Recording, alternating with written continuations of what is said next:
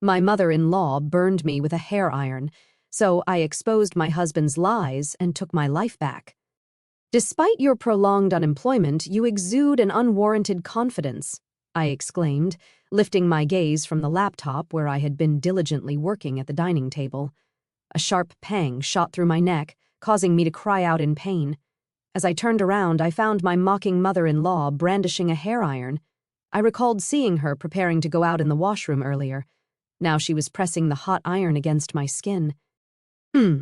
So even a parasite like you feels the heat, she sneered. I was just testing how thick-skinned you are. You're utterly useless, yet you live such a luxurious life. But I do work hard, I protested, feeling the burn against my neck. Why are you treating me so terribly? You call that working? Staying at home and being lazy is not a job, she retorted. It's about time you stop leeching off us. However, the true parasites were my husband and mother-in-law. Despite paying the $5,000 rent and covering living expenses and allowances for both of them, I endured such treatment. I've reached my limit. Leave this house immediately, she commanded, her tone dripping with disdain. Once I go, I'll never come back, I declared, gathering my belongings. Tears mingled with frustration and pain in my neck as I left my in-laws' house for good. My name is Kelly. I'm 35 years old. It had been 2 years since I got married. Even before marriage, I had been working from home as a freelance writer. After my father's accident, I returned to my parents' home to support them. Gradually, I found success as a freelance writer, earning more than I did in my previous job. During a college reunion, I reconnected with Ben, who would become my husband. Despite our differences, we were drawn to each other, and soon we were married. However, tragedy struck when Ben's father passed away suddenly. We moved in with Ben's mother to support her during this difficult time. Living with my mother-in-law proved to be challenging from the start. Despite my efforts to support her, she never accepted me as Ben's spouse. Her constant criticisms and sarcasm wore me down, but despite the hardships, I remained resilient. I packed my belongings and left, determined to build a better life for myself. I pondered Mary's criticisms but obediently responded with a simple yes. In the evening, she questioned, "Did you buy these ingredients from that store? How can you make such a meal with ingredients from there?" "It was from a nearby luxury supermarket." "I'm sorry if it didn't suit your taste, Mary. It's just a simple salad. Ben likes it, so I often make it." "But yes, that supermarket is quite expensive," I explained. My goodness, how embarrassing. Act in a way that doesn't bring shame to our family. You never know who's watching, she sighed deeply, shaking her head in disappointment. In that moment, I made a firm vow to be recognized by my mother-in-law. From grooming to cooking skills, I worked hard every day. However, her critical eyes never softened. Initially, I took her sarcasm and cold words lightly, but they gradually began to feel crushing. I felt invalidated and powerless. I wanted to confide in Ben, but our life together had changed. We used to enjoy our time as a couple daily, but since moving in, our opportunities to see each other had decreased. "Sorry, I've been really busy with work lately," he said tiredly. Hearing this, I felt unable to speak my mind. But being human, I have my limits. I felt the need to share my stress with Ben. "Hey, I have something to discuss," I began. "Oh, I actually have something to talk to you about too. I quit my job 3 months ago." "What? Quit? What do you mean?" I exclaimed. "Don't worry, I've already started another job. Remember the select shop I always wanted to open? I finally launched it. I'm co-managing it with Senior Eric," he revealed. "You never mentioned any of this before," I responded, surprised. Senior Eric, a widely respected figure in our university circle, was admired for his leadership and charisma. He had successfully developed and sold a game app in college and started a startup with friends, showcasing his talents. Then, in his usual gentle tone but looking slightly guilty, he said, "I didn't want to worry you or Mom. I'll work harder from now on. Will you support me?" I was moved by his words, yet hesitant. "I'll support you, but about the rent for this house, can you cover all of it?" Ben looked at me earnestly and pleaded, "Please, Kelly. This has always been my dream. It's taking longer than expected to turn a profit. That's why I want to invest more in advertising. I'll definitely get this business on track before we leave here. I need your help to do that." Moved by his passion and earnestness, I couldn't refuse. I could afford the rent with my income, and fortunately, we had some savings. More importantly, I had never forgotten the day I chose to marry him, sharing and empathizing with his dreams and passion. "If you say so, I understand. But only until the lease on this rental ends. Also, I want to know more about the store you're running," I agreed. "Of course. Thank you," Ben said, showing me the website of his select shop. I was impressed by its charm. "Is there anything I can help with?" I offered. But Ben firmly declined. "I want you to focus on your work, and please don't tell my mother about this. I don't want to worry her," he requested. Unnecessarily, with this new development, thoughts of my mother-in-law completely left my mind. I was eager to support Ben's business, but the monthly expenses I had to cover kept increasing. Gradually managing the entire household budget, financially aiding my husband, and even providing an allowance to my mother-in-law became solely my responsibility. My only hope was for the rental contract to end quickly. "Kelly, could you put off your computer work for a bit and do some cleaning? Since you're staying here, you should be more proactive with the household chores," my mother-in-law instructed. I hurriedly replied, "Oh, I'm sorry, Mother. I'll start as soon as I finish this job." "This is your job? Enough excuses. Get it done quickly. We have guests coming this afternoon. After you're done cleaning, please leave the house," she insisted. My relationship with my unaware mother-in-law remained unchanged over time. On days when she had guests, I always had to vacate the house after finishing the cleaning. It seemed I was bothering her. Fortunately, I could work anywhere with my laptop, which was a small consolation. However, one day held a different outcome. When I returned home in the evening, my mother-in-law, looking satisfied, greeted me with, "Welcome back. I tidied up your room." Confused, I rushed to my office. The room was indeed tidied, but my belongings were organized in the center, a large suitcase and 2 duffel bags. "What does this mean, Mother?" I asked. "This room was initially prepared for guests. I can't accept someone with your lack of housekeeping skills using it. If you want to use this room, you'll have to pay an appropriate fee. If you don't like that, leave immediately. Don't expect to live luxuriously here for free," she declared. I swallowed my words. Why must I endure such treatment?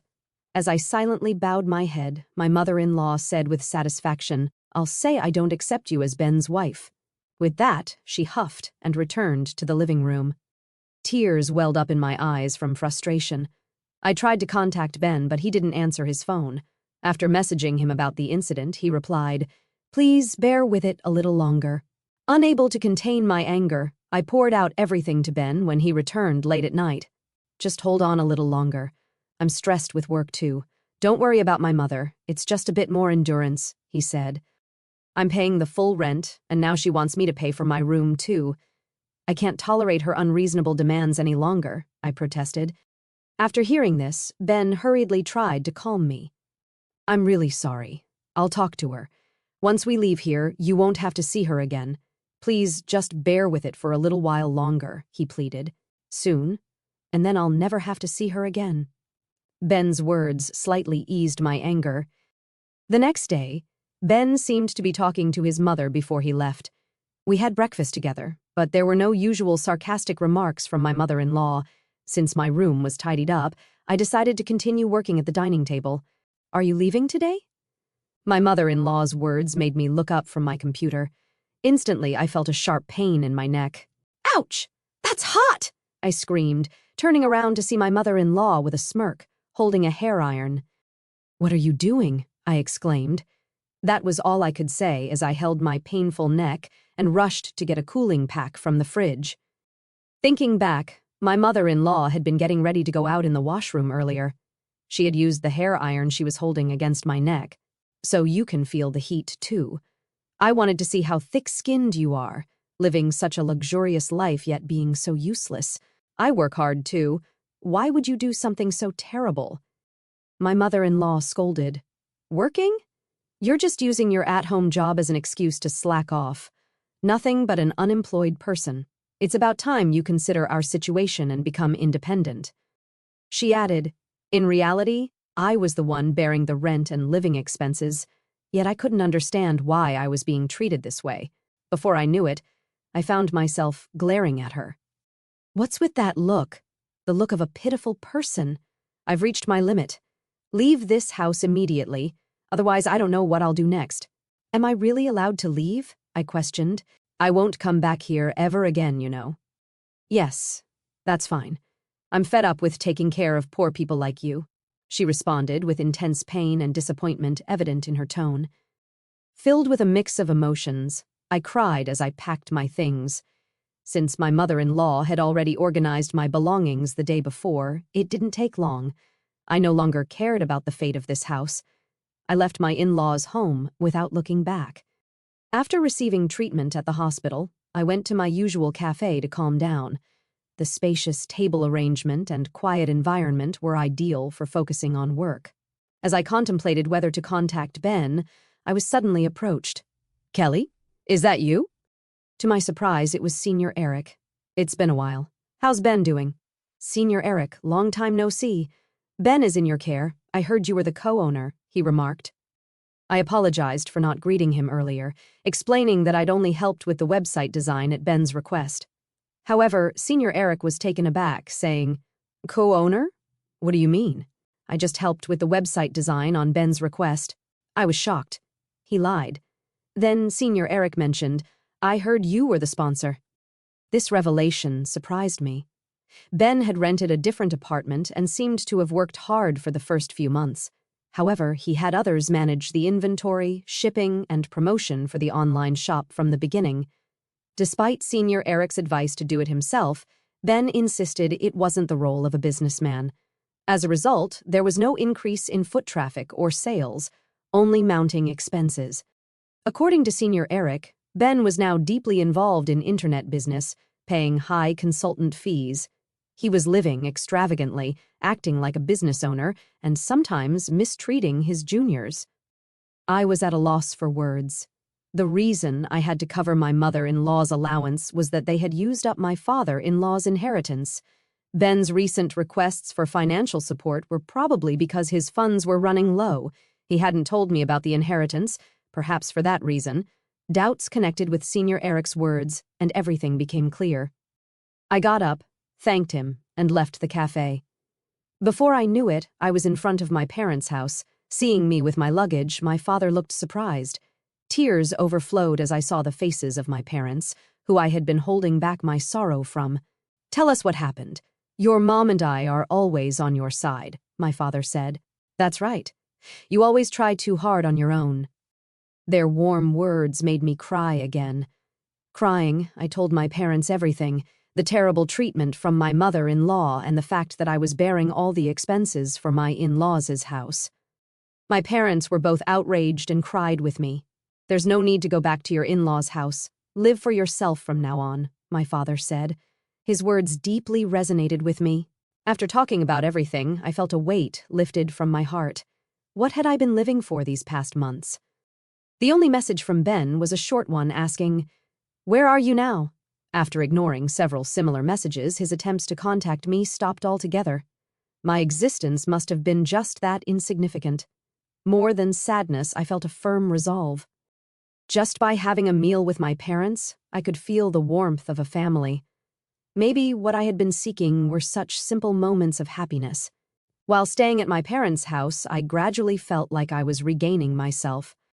About 2 weeks later, Ben called, probably because the rent payment was due.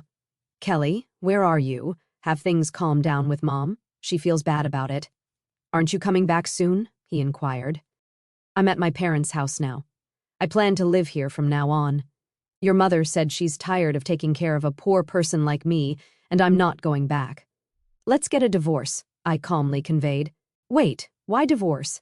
If living with Mom is the problem, let's talk it out. I'm coming to pick you up. Let's talk in person. Why should we talk now when there was no contact before? And how's your business?" Ben responded. After that question, there was a moment of silence. "Actually, I'm seeking advice from someone knowledgeable in business. There might be a big plan realized next month." "That's it. Let's go look for a new place to live before that," Ben suggested. "Don't change the subject. You haven't told me anything important. That's why I don't want to talk anymore. I'll write the divorce papers and send them to you, I said and hung up the phone. However, that night, Ben suddenly appeared at my parents' house. I talked to him through the gap in the door with the chain on. Kelly, please don't be mad. Let's go back. Mom feels bad about it. Come on, stop sulking. I was kicked out of the house by your mother. Don't take it seriously. Not take it seriously? Did you know why I left the house? Your mother pressed a hot hair iron against my neck and burned me.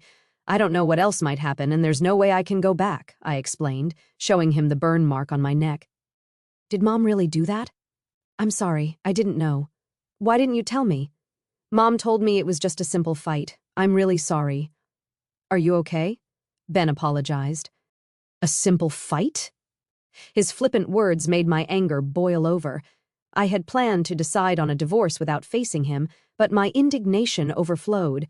I felt the same anger towards both my husband and mother-in-law. I thought of blaming them thoroughly. The outrage in my heart seemed to burn. Anyway, I'm not coming back. You should go home, too. I'll contact you again tomorrow, I asserted. Really? Will you actually contact me? I can't accept a divorce without even discussing it. If you don't contact me, I'll come back tomorrow, Ben said before leaving. I prepared and arranged to meet with Ben and my mother-in-law 3 days later in the afternoon. The place for the discussion was a cafe restaurant on the 30th floor of a luxury hotel. On the day, I dressed in a high-end brand dress, revealing my neck and styling my hair up. My mother-in-law looked displeased at the sight of me. Thank you for gathering today. I have reserved afternoon tea, so please enjoy it. I smiled at my mother-in-law and Ben. Ben seemed a bit relieved at my calm demeanor. Soon, tea and small appetizers were served at our table. Before we started eating, my mother-in-law began to speak. Kelly, I'm truly sorry about last time. I was wrong. Ben scolded me harshly. You'll forgive me, won't you? She pleaded. I didn't respond immediately and quietly continued eating my appetizer. Then I turned my neck to show the burn scar. I can forgive you, but not until this scar fades. Also, are you aware that Ben quit his job? Ben shook in surprise, and my mother-in-law looked at him in astonishment. What do you mean he quit? He's been saying he's busy every day. He's busy right now. He's an honorable businessman.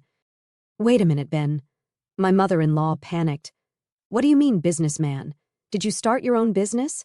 Ben, explain yourself. As my mother-in-law interrogated him, I smiled contentedly while watching Ben struggle to make excuses. At that moment, the tea stand was brought to our table.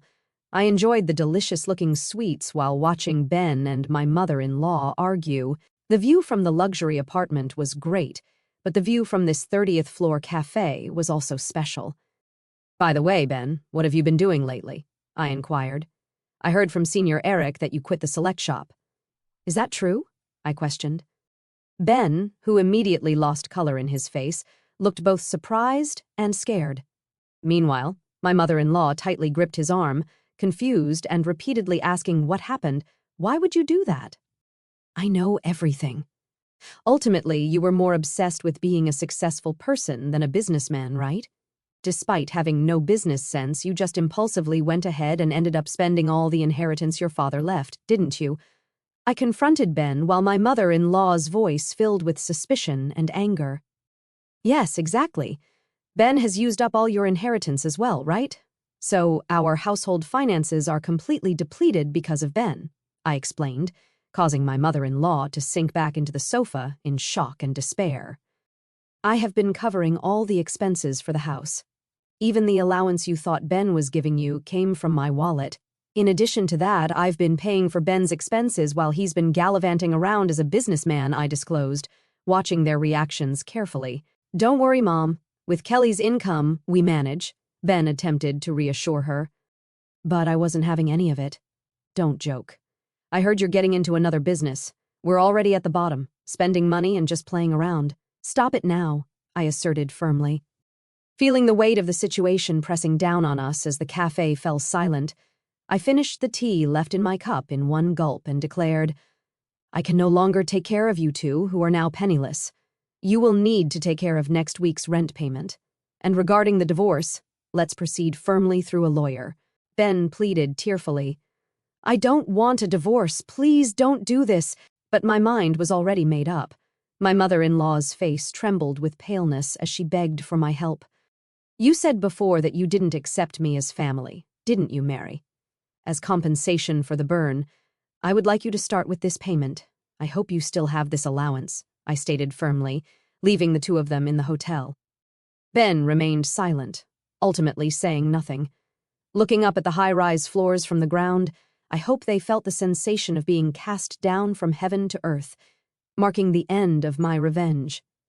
Afterward, we got divorced. Ben resisted at first, but when I threatened to report my mother-in-law to the police, he quickly agreed. I couldn't forgive my mother-in-law, but her disappearance from my sight would erase her from my memory. For that reason, I demanded a substantial amount from Ben for emotional distress. Later, they apparently moved to a cramped apartment. However, the relationship between my wasteful ex-husband and betrayed mother-in-law seemed strained. Aiming for independence, my once arrogant mother-in-law is now reportedly doing part-time cleaning work. I couldn't help but laugh at the thought of that scene. Currently, Ben is struggling with debt and working multiple part-time jobs at night. It seems that working as an employee was more suited to his true nature. The active personality of Ben that I once found attractive was, from another angle, just impulsive and shallow foolishness. Living in the luxury apartment and the inheritance from my father-in-law must have revealed his flaws more clearly. I continue to work actively from my parents' home. I met with Senior Eric later and conveyed to him the details and my gratitude. He appreciated my writing skills, and now I am receiving work from him. For the time being, I plan to focus on living for myself with my parents.